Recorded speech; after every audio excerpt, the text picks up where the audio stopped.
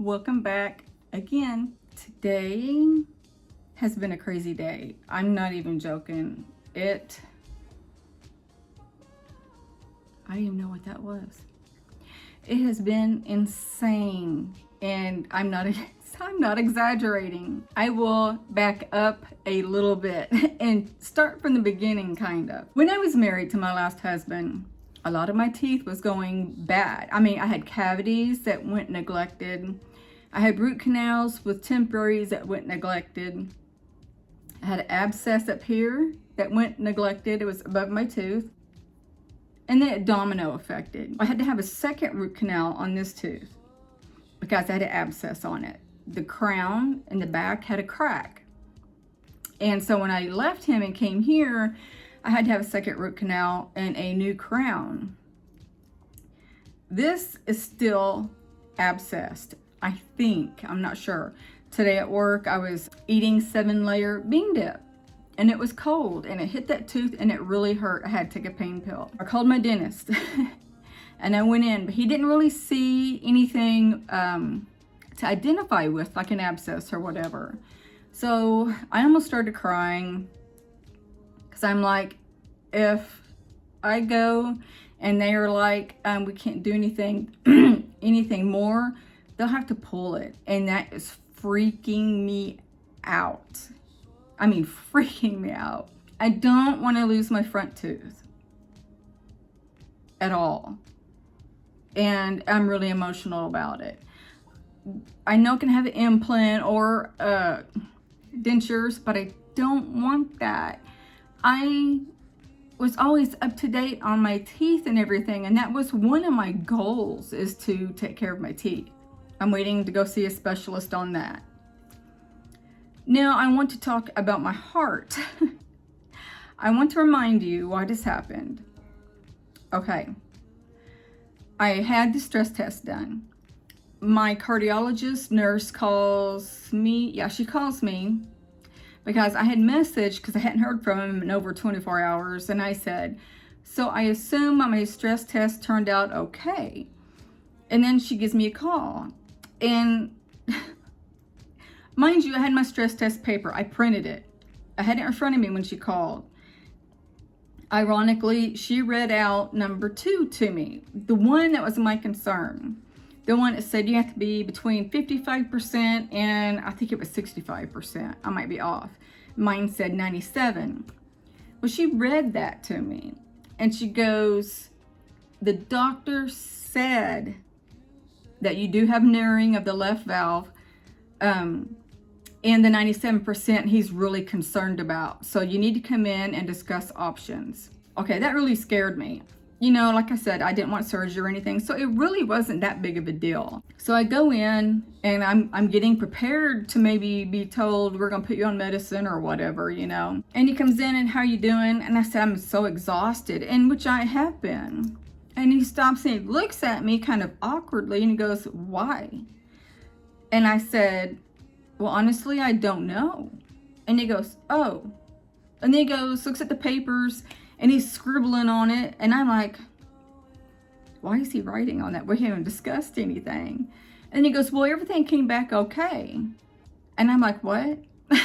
And he said, everything came back okay. He's like, there's nothing bad that came back on your test. And I'm like, your nurse called me and told me exactly what I just told you that she said. And he goes, I didn't tell her that. And I'm like, well, she said that you did. And I said, but that still doesn't make any sense. I said, because I'm so tired. There's something wrong and nobody's listening to me. And he goes, well, I don't know what to tell you. And I'm sitting there thinking, you heartless asshole. I'm like, but it still doesn't make sense. Why would she call me and tell me come in that you needed to discuss options with me? Why didn't she just say, everything's good, don't worry about it, don't come in? He goes, well, I don't know. I can't speak on her behalf. I don't know. And I'm looking at him, and he's looking at me still dumbfoundedly. And he said, well, there might be something of concern But, oh, I can't remember what he said after that. Crap. And I'm sitting there and I'm angry. I'm very angry. And I'm confused. I'm so confused because I'm like, I had the test results printed in my hand that did say there were a few things wrong. His RN said the same thing. I'm like, what's going on? He's like, maybe you need to go to the Mayo Clinic. And I looked at him and I'm like, for what? I said, if you can't find nothing and my doctor can't find anything, I'm like, what are they going to find?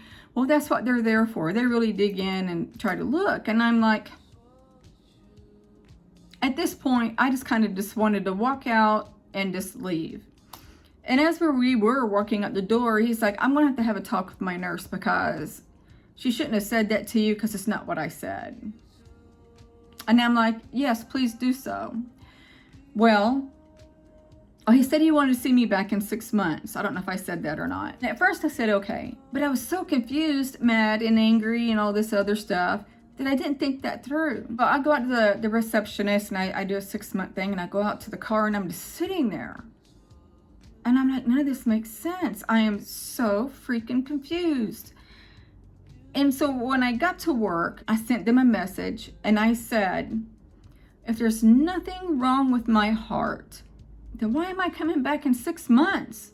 I said, cancel that appointment, please. I said, this medical system is, I can't remember my exact words, is crap or something like that. Well, about 20 minutes later, well, maybe even longer, I get a phone call from the nurse again. And she's real nice. She said that the doctor didn't talk to her after I left, that she approached him and said, how's Miss Grace? What's going on to Miss Grace? You know, is she, you know, coming back? What? You know, whatever. And she said that he said that, now, and then he didn't tell me this. He did not tell me this at all. He said that I had an echo before the stress test. The stress test was the most recent one. Okay. He said that when he looked at both of them, he went back to the last, not the very last one, the echo. And he said he went by that diagnosis because the stress test indicated a glitch. He said there was a glitch in the system, in the computer system of doing their measurements and stuff. And I'm like, well, that would be malpractice, wouldn't it? Because if you give a misreading, you can sue for that. And I told her, well, that doesn't make sense. And she's like, well, and she knew this, but I'm going to tell you, she knew this. She goes, if you would have had tachycardia, which is a rapid heart rate, in which whenever she sat me up, she goes, are you okay? Because I was dizzy, because I have mild vertigo going. And I told her that. And she's like, oh, well, your heart rate was up, so I didn't know. So that told me she knew. She goes, well, he said if you had tachycardia, or if your heart was still doing the PVCs, which is the ones, you know, the double pumping, or, and she said something else, that he would be more apt to do further testing.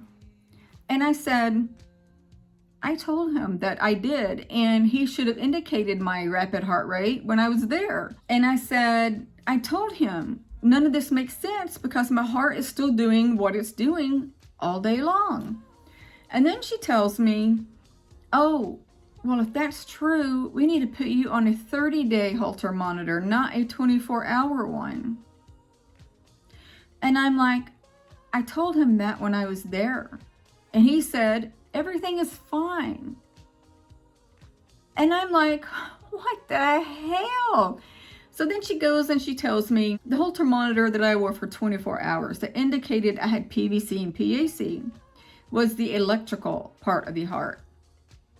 The echo was the internal part of the heart, I think.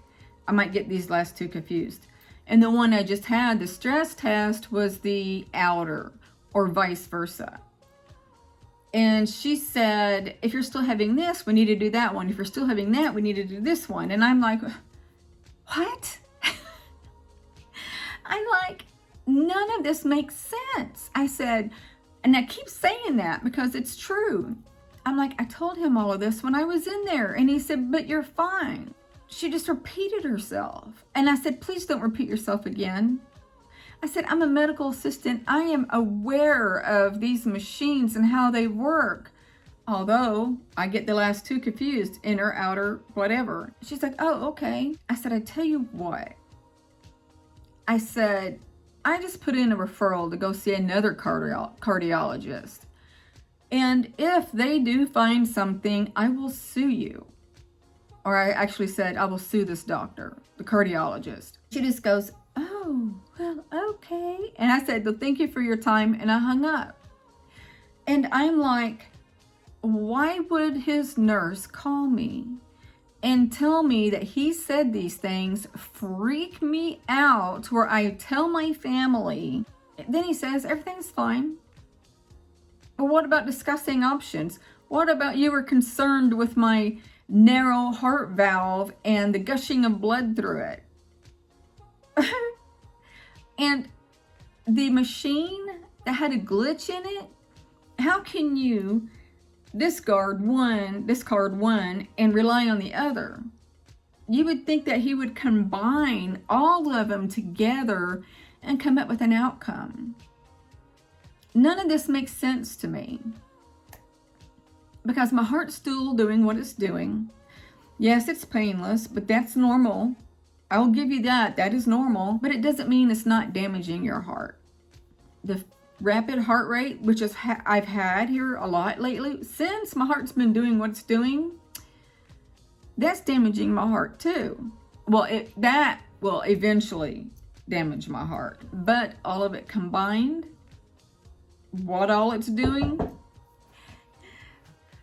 well, that kind of scared me, because there's some sketchy people in my apartment, and I don't know if you heard it. I don't know if I'll even edit it out, but there's a knock on my door, and I'm like, got up, and it freaked me out, and I'm like, who is it?